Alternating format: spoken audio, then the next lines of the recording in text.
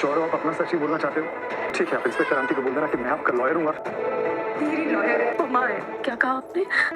आप मम्मा और कौन? अपनी बेटी को इनोसेंट प्रूफ करने के लिए अभीरा लड़ेगी इस केस को, फाइनली कर देगी अपनी बेटी को बेगुनाह साबित। ये रिश्ता क्या कहलाता है का आने वाला ट्विस्ट होने वाला है बहुत ही जबरदस्त और धमाकेदार।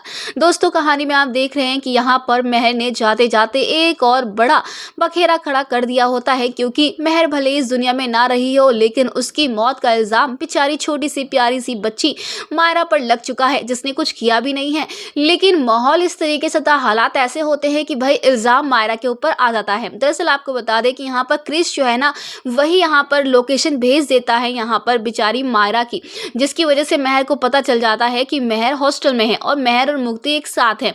ऐसे में यहाँ पर वो अटैक करने के लिए बेताब होते हैं। जब यहाँ पर मायरा कहते हैं कि आप एक मर्डरर है, आपको तो बहुत बड़ी सजा मिलनी चाहिए, तो भाई आप तो जानती है कि मेहर साइको थी और वो कुछ भी पाने के लिए कोई भी हद पार कर सकती है, और इसीलिए उसने इतना सारा खेल खेला है, मुक्ति के पेरेंट्स को मारा और उसके बाद जो है बच्चों को मारने के लिए आई अभीरा पे और भी अटैक किया। तो इतने सारे अटैक करने के बाद कोई इनोसेंट कैसे हो सकता है? और एक बच्ची को गलत प्रूफ करना, ये तो बहुत गलत बात है ना। लेकिन वहीं दूसरी तरफ अब मेहर जो इस दुनिया में नहीं रही, उसकी मौत का इल्जाम जब आ गया है मायरा के ऊपर, तो अरमान कहता है कि मैं इनोसेंट प्रूफ करके ही रहूंगा, मुझ पे भरोसा है ना, बस तुम सच सच बताना और जो तुम चाहती हो क्या वही होगा।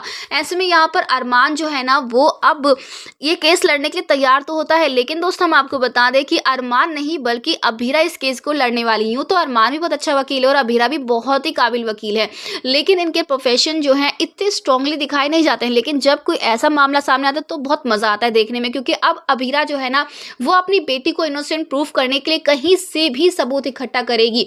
और मेहर की मेंटल हिस्ट्री, जिस तरीके से उसने इतने सारे खून किए हैं, और अगर अभीरा ये बात प्रूफ करी थी कि मुक्ति के पेरेंट्स को भी मेहर ने मारा है, उसी के साथ उस पर भी अटैक करने वाली मेहर है, और उसके बाद उसने मायरा को भी मारना चाहा, तो ये बात प्रूफ करके मायरा बहुत ही आसानी से इनोसेंट प्रूफ हो सकती है। और वहीं हॉस्टल के बाहर एक कैमरा लगा होगा, सीधा सीसीटीवी फुटेज, जिसके जरिए अभीरा फाइनली यहाँ पर मायरा को इनोसेंट प्रूफ कर देगी, ये दिखाकर कि मेहर खुद अटैक कर रही थी मायरा के ऊपर। मायरा ने तो बस अपने आप को बचाना चाहा, और इसी वजह से जब मेहर गिरती है तो भाई उसकी मौत हो जाती है। तो इसका सारा ब्लेम मायरा पर डालना ये गलत है, और ये सारी बात जब अभीरा प्रूफ कर देगी तो पूरे पुदार परिवार को, सबको ये बिलीव हो जाएगा कि अभीरा बेस्ट मॉम है, और उसे गलत ठहराना बहुत गलत बात है। लेकिन अभी भी एक शख्स बचा हुआ है जो अभी तक सबकी निगाहों से बचा हुआ है, वो है क्रिश और विद्या।